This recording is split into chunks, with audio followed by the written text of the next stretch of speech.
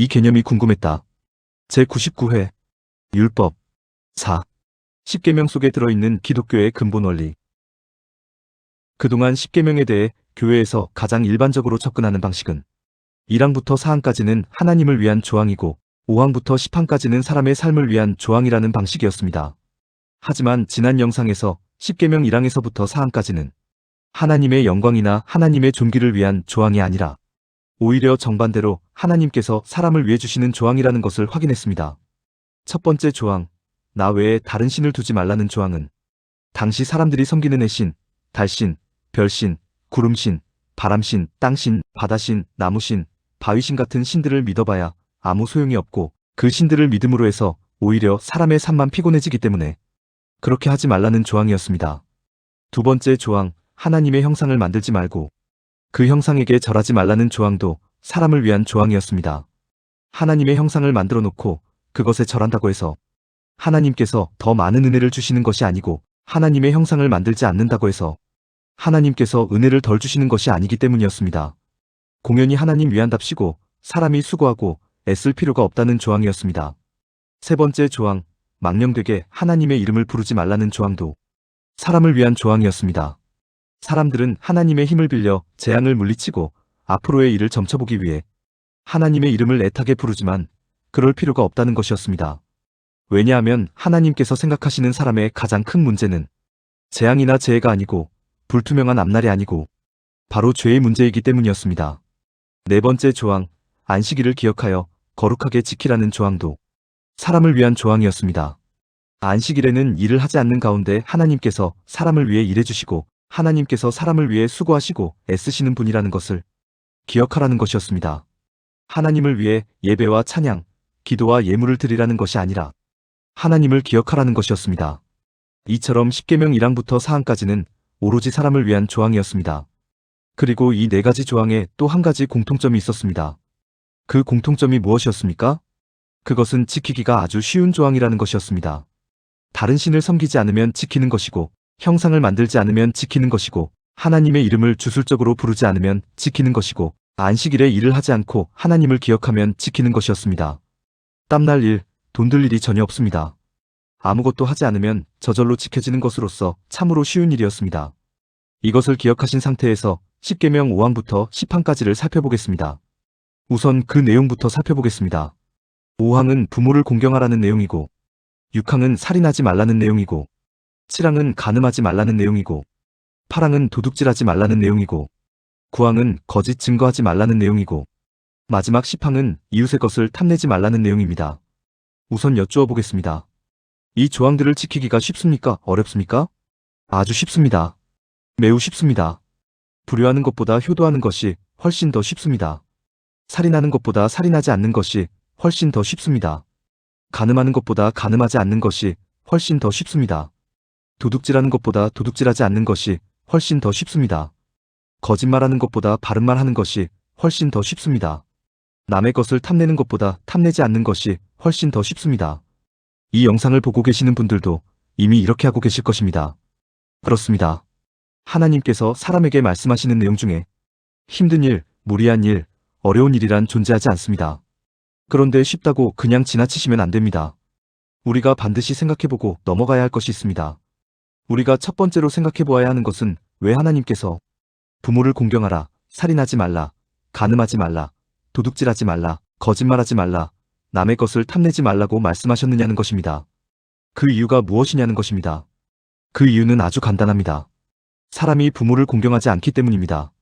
사람이 살인하고 간음하고 도둑질하고 거짓말하고 남의 것을 탐내고 있기 때문입니다.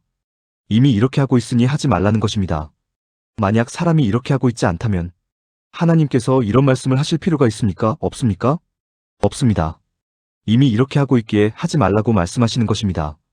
그런데 사람이 부모를 공경하지 않는 이유, 또 살인하고 간음하고 도둑질하고 거짓말하고 남의 것을 탐내는 이유가 무엇이냐는 것입니다. 그 이유는 사람이 죄인이기 때문입니다. 즉 사람이 하나님의 성품과 속성, 하나님의 심정과 마음, 하나님의 가치와 원리에서 떠난 죄인이라는 존재이기 때문입니다. 따라서 이 조항들은 단순히 그렇게 하지 말라는 금지 조항이 아니라 하나님을 알아야 한다는 내용입니다.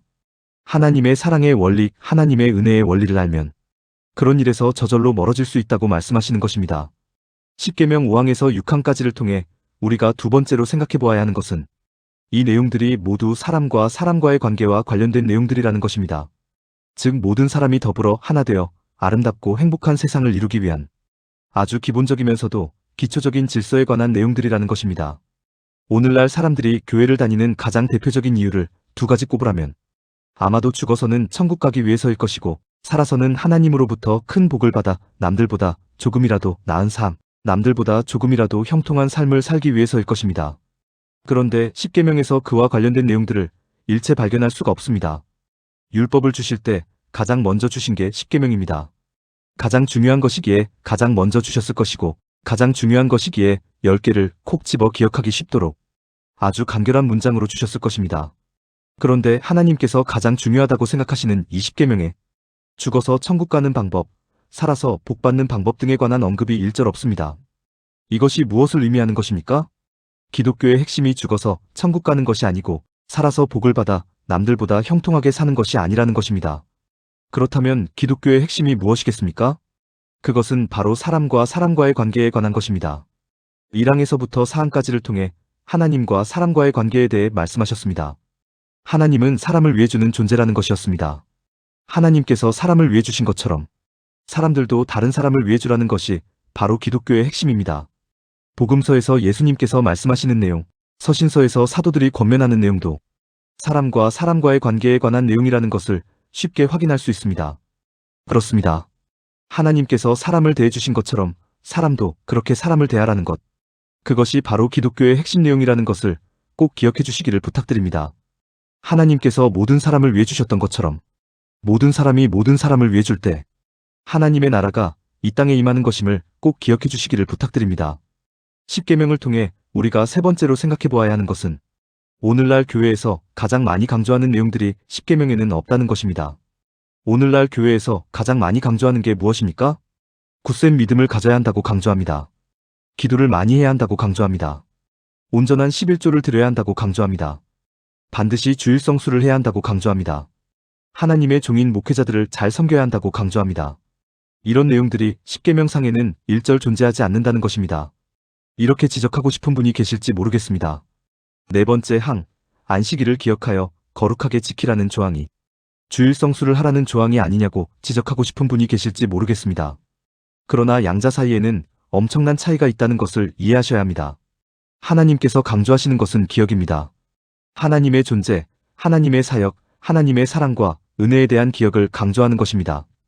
그러나 교회에서 강조하는 것은 주일에는 교회에 반드시 나와 예배드리고 찬양드리고 기도드리고 헌금 드리는 것을 의미합니다. 물론 겉으로는 그렇지 않다고 말할 것입니다. 그러나 속으로는 분명히 그렇습니다. 만약 속으로도 그렇지 않다고 생각한다면 반드시 우리 교회에 나오라고 그럴 필요가 있습니까? 없습니까? 하나님을 기억하는 것이 주일 성수의 핵심이라고 동의한다면 하나님을 기억할 수 있는 가장 좋은 곳으로 가면 된다고 말하면 됩니다. 그런데 그런 교회를 아직까지 본 적이 없습니다. 두 차례에 걸쳐 율법의 10계명에 대해 살펴보았습니다. 그동안 우리가 알고 있던 내용들과는 사뭇 다르다는 것을 확인했고 10계명 속에 기독교의 핵심이 되는 내용이 들어가 있다는 것도 확인했습니다. 이 10계명의 조항을 기억하시는 것이 아니라 10계명 속에 들어있는 율법의 정신, 즉 하나님의 심정과 마음을 늘 기억해 주실 것을 간곡히 부탁드립니다. 오늘 내용에 공감하셨다면 구독과 좋아요, 알림 설정 부탁드립니다. 하나님의 말씀을 바르게 전하는데 큰 도움이 될 것입니다. 평등하고 공정하며 정의롭고 행복한 세상을 이루는데 큰 도움이 될 것입니다.